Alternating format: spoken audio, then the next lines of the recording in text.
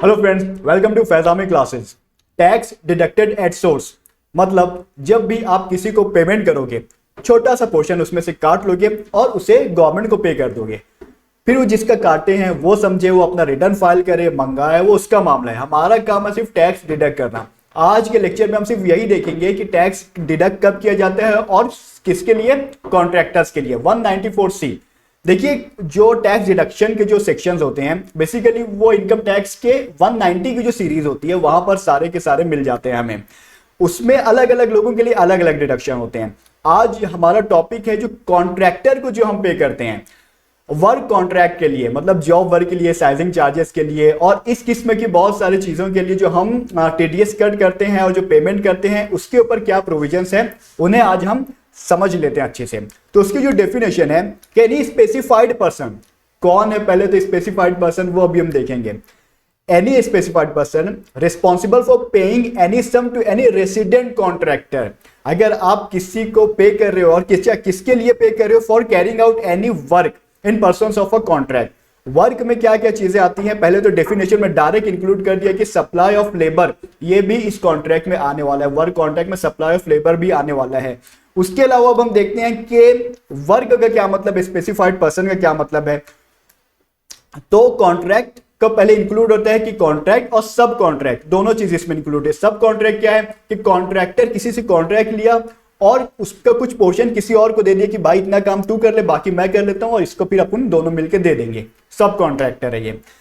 इसमें वर्क में क्या क्या इंक्लूड होगा, advertising, broadcasting and telecasting, carriage of goods and passengers, जो goods and passenger transport services होती है वो भी इंक्लूड होगी, लेकिन जो रेलवे से नहीं हो रही है, रेलवे के अलावा जो भी होती है वो इंक्लूड होगी। उसके अलावा कैटरिंग सर्विसेज है, या फिर जो लास्ट वाली है वो ऐसा है कि अगर आपने कुछ रॉ मटेरियल्स वगैरह खरीदे और किसी तीसरे बंदे को दिया कि देखो भाई आपको इस पर ये काम करके मुझे वापस लौटाना है और आपने जो काम किया है उसका मैं आपको पैसा दे दूंगा, इससे हम कहते हैं आमतौर पर जॉब वर्क। आपने यार न दिया और आपने कहा कि इसको फैब्रिक बना के मुझको लौटा दो, या इस पर साइज करके बीम की शक्ल में मुझको वापस लौटा दो, साइजिंग वगैरह। तो ये सारी चीजें आती है हमारे जॉब वर्क में। तो वर्क कॉन्ट्रैक्ट में ही ये सब चीज इंक्लूड होती है और ऐसी किसी भी किस्म की आप पेमेंट करोगे तो आपको उस पर टीडीएस काटना पड़ेगा। अब बात आती है किससे काटना है, तो समझ लीजिए स्पेसिफाइड पर्सन मतलब सब लोग आ जाते हैं उसमें, सब लोगों को काटना है, यानी जो पेमेंट करेगा इन्हें उसे काटना है। लेकिन हमें देखना ही है कि किसे नहीं काटना है, तो वो हम देख लेते हैं। देखिए, इसमें को जिन्हें नहीं काटना है उसको मैंने 3 केसेस में डिवाइड कर दिया। तो पहला जो केस है वो ये कि इंडिविजुअल और HUF मतलब हिंदू अनडिवाइडेड फैमिली।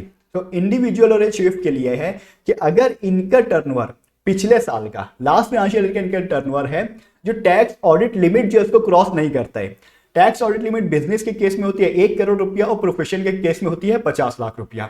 अगर इन्हें क्रॉस नहीं करता है तो आपको इस साल टैक्स डिडक्ट करने की जरूरत नहीं है। इस साल आपका टर्नओवर हुआ है 5 करोड़ रुपया, लेकिन पिछले साल आपका टर्नओवर था, बिजनेस टर्नओवर 80 लाख रुपया, 1 करोड़ से कम था, तो आपको इस साल भी टैक्स डिडक्ट करने की जरूरत नहीं है। लेकिन नेक्स्ट ईयर अगर आपका टर्नओवर हो गया वापस 80 लाख रुपया तो भी आपको डिडक्ट करना पड़ेगा, क्योंकि लास्ट फाइनेंशियल ईयर में आपका टर्नओवर बेसिक जो 1 करोड़ की जो लिमिट है उसको एक्सीड कर चुका था। उसके अलावा अगर आप पेमेंट कर रहे हो, या कौन पेमेंट कर रहे हैं, इंडिविजुअल या HUF अगर किसी को वर्क कॉन्ट्रैक्ट का पेमेंट करते हैं, लेकिन वो जो वर्क है वो उसके पर्सनल नेचर का है, क्या ये मेरा पर्सनल नेचर का था, मेरे लिए कोई चीज़ में स्पेसिफाई कुछ भी था, मेरे लिए कपड़ा बना के दो, या मेरा अपने खुद के पहनने के लिए, जो भी पर्सनल नेचर का जो भी कॉन्ट्रैक्ट था उसकी अगर मैं पेमेंट करता हूँ उस पर भी टीडीएस काटने की ज़रूरत नहीं है। सेकंड केस ऐसा है कि जैसे कि आपने देखा कि बाकी हर एक को टीडीएस कट करना है, लेकिन उन्हें भी टीडीएस कब नहीं कट करना है कि अगर वो किसी भी सिंगल कॉन्ट्रैक्ट का पेमेंट कर रहे हैं 30,000 रुपया या उससे कम। 30,000 से ज्यादा अगर आप सिंगल कॉन्ट्रैक्ट का पेमेंट करते हो आपको टीडीएस काटना रहेगा। लेकिन अगर वही कॉन्ट्रैक्ट की जो वैल्यू है अगर 1 साल में उसको एग्रीगेट कर दिया जाए तो 1 लाख के ऊपर हो जाती है, तब भी आपको टीडीएस काटना रहेगा। मतलब आप समझ लीजिए कि मैं मिस्टर एक्स हैं, मिस्टर एक्स को से उनको कुछ वर्क कॉन्ट्रैक्ट दिया था और उसकी वैल्यू थी 26,000 रुपया, मैं उनको दिया और उसके ऊपर टीडीएस डिडक्ट नहीं किया। फिर थोड़े दिन के बाद मैंने फिर उन्हें कुछ काम दिया और फिर मैंने उन्हें 26,000 रुपये पे किए, फिर मैंने नहीं काटा। फिर तीसरी दफा भी, क्योंकि ये अभी तक 1 लाख क्रॉस नहीं किया, लेकिन जैसे ही मैं चौथी बार 26,000 उनको देता हूं तो वो 1 लाख की जो एग्रीगेशन वाली लिमिट है उसको क्रॉस कर जाएगी। अब मुझको पूरे फाइनेंशियल ईयर में जितना मैंने उन्हें पेमेंट किया है वो सब के सब का टीडीएस उस लास्ट पेमेंट में मुझको कट करना होगा, क्योंकि एग्रीगेट लिमिट 1 लाख के ऊपर क्रॉस कर गई। अगर सिंगल पेमेंट ही 30,000 के ऊपर क्रॉस कर जाती मैं उस पर टीडीएस काट कर देता। इसके अलावा जो तीसरा केस है वो खुद सब सेक्शन 6 में बताया गया है, और ये सिर्फ गुड्स ट्रांसपोर्ट सर्विसेज वालों के लिए अप्लीकेबल है। इसमें आपको सेक्शन जो है 44 AE के बारे में मालूम होना चाहिए। बेसिकली एक सेक्शन में ऐसा बताया गया है कि अगर गुड्स ट्रांसपोर्ट सर्विस, पैसेंजर की नहीं, गुड्स ट्रांसपोर्ट सर्विस वाला कोई है प्रोप्राइटर, और वो किस बिजनेस में इन्वॉल्व है, प्लाइंग, हायरिंग और लीजिंग गुड्स कैरियज, इसमें इन्वॉल्व है। अब गुड्स कैरियज क्या होता है, तो इसके डेफिनेशन में अगर आप देखेंगे तो 3 व्हीलर्स के ऊपर होना चाहिए और हेवी व्हीकल होना चाहिए और उसका मकसद ही गुड्स ट्रांसपोर्टेशन होना चाहिए। तो ऐसे और भी बहुत सारी इसी किस्म की समझ लीजिए कंडीशन है, मुख्तसर यही कि उससे हम गुड्स ट्रांसपोर्टेशन के लिए जो यूज हो रही है व्हीकल वो समझ लेंगे। अब ऐसा बंदा अगर उसके पास पिछले फाइनेंशियल ईयर में कम से कम एक हेवी व्हीकल हो और ज्यादा से ज्यादा 10 हो, 10 से ज्यादा नहीं होना चाहिए और एक से कम का तो सवाल ही नहीं उठता। तो अगर ये है इसी दरमियान में उसके पास व्हीकल्स हैं और वो खुद अपने पैन के साथ एक डिक्लेरेशन दे अपने टैक्स डिडक्टर को कि देखिए मेरे पास, यानी यही चीजें कि मेरे पास 1 या 4 या 5 हेवी व्हीकल्स थे और 10 से ज्यादा नहीं है मेरे पास, पिछले फाइनेंशियल ईयर में मैं कभी भी एक दिन भी ऐसा नहीं हुआ कि मैं 10 से ज्यादा का ओनर रहा हूं या 1 से कम का ओनर रहा हूं, तो वो ऐसा डिक्लेरेशन अगर देता है तो जिसे दे रहे हैं तो टैक्स डिडक्टर उस वक्त उसके ऊपर से टैक्स डिडक्ट करना बंद कर देगा। इस तरह ये 3 सिचुएशन है जहां पर टैक्स डिडक्ट नहीं होगा। और वो जो फॉर्मेट है वो आप यहाँ पर स्क्रीन पर देख सकते हैं, इसे आप कॉपी कर सकते हैं। अगर गुड्स ट्रांसपोर्ट ऑपरेटर जो हैं वो इस किस्म का डिक्लेरेशन दे सकते हैं अपने टैक्स डिडक्टर को। किस रेट से डिक्लेयर करना है, देखिए इंडिविजुअल और HUF अगर आप इन्हें पेमेंट कर रहे हो तो 1% आपको डिडक्ट करना है। इनके अलावा किसी को भी पेमेंट कर रहे हो तो 2% करना है, और किसी ऐसे शख्स को पेमेंट कर रहे हो जो आपको अपना पैन कार्ड नहीं दे रहे तो आपको सीधा 20% डिडक्ट कर लेना है। फिर वो समझे, इनकम टैक्स वाले समझे कि क्या करना है आगे। बहरहाल एक बात ध्यान रहे कि ये फ्लैट रेट है, इनके ऊपर 4% हमारा जो एजुकेशन सेस होता है, हेल्थ एंड एजुकेशन सेस, वो नहीं ऐड करना है। फ्लैट रेट से डायरेक्ट आपको कट कर लेना है।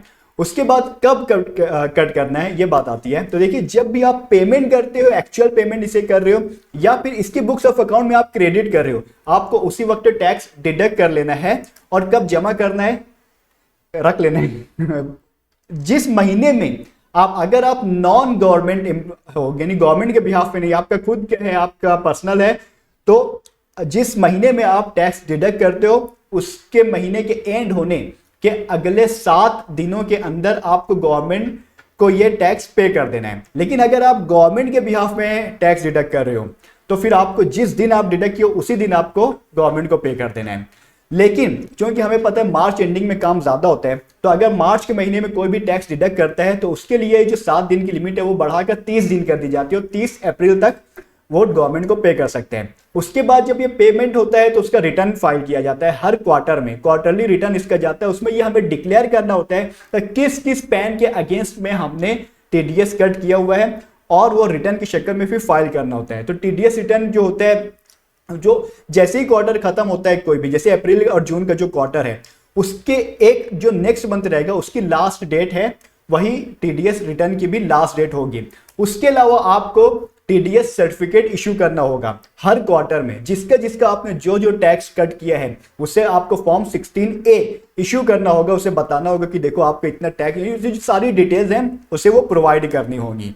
उसके अलावा एक होता है टीडीएस एट लोअर रेट। देखिए बहुत सारे लोग होते हैं, गरीब लोग बोल सकते हैं आप, कि जो जिन्हें हम जॉब वर्क पे काम देते हैं और फिर उनका टीडीएस डिडक्ट कर लेते हैं। अब वो टीडीएस खामखा में गवर्नमेंट के पास एक साल पड़ा रहता है। एक साल के बाद ये बेचारे रिटर्न फाइल करते हैं, वो पैसा वापस मंगाते हैं। तो ऐसे लोगों के लिए गवर्नमेंट गवर्नमेंट की तरफ से ये खुलासा किया गया कि ठीक है, ऐसे लोग अपना जो जिस ज्यूरिसडिक्शन के जो असेसिंग ऑफिसर है उसके पास एक डिक्लेरेशन दें कि देखिए सर, ये हमारी मजबूरी है, हमारा टैक्स आप या तो डिडक्ट मत करो या तो रेट कम कर दो। अब एओ को अगर समझ में आते हैं, एओ वैसे तो बहुत सारे डॉक्यूमेंट्स वगैरह मंगाता है, इनकम टैक्स रिटर्न जो फाइल किया गया है, बैंक स्टेटमेंट, जो जो समझ में आएगा वो सब मंगाएगा।